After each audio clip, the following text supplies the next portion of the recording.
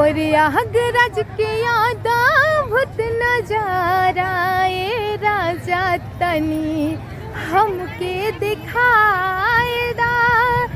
संगम के अद्भुत नजारा ए राजा तनी हमके दिखाए दा।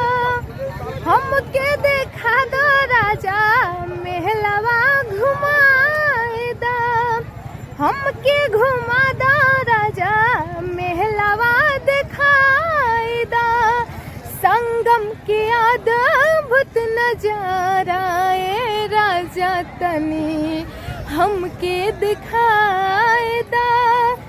संगम के अद्भुत नजारा ए राजा तनी हमके दिखाए दा।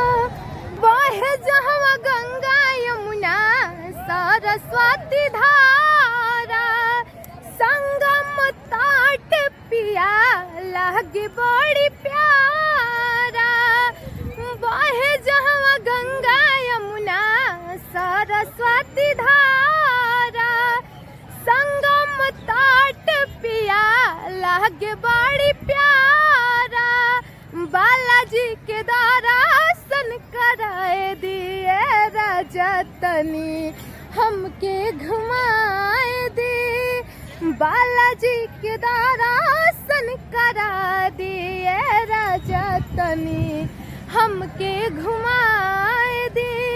प्रयागराज के अद्भुत नजारा ए राजा तनी हमके दिखाए दे। सुनले बानी संगम में जे हो नहाला। ओकर पाप पिया सब कट जाला। सुनले बानी संगम में जे हो नहाला। ओकर पाप पिया सब कट जाला। हमर सपना पूरा दिए राजा तनी हमके घुमाए दे।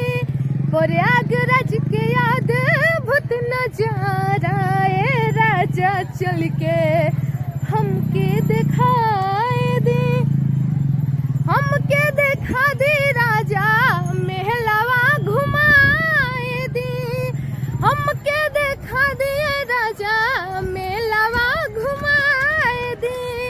संगम के अद्भुत नजारा ए राजा तनी हमके दिखा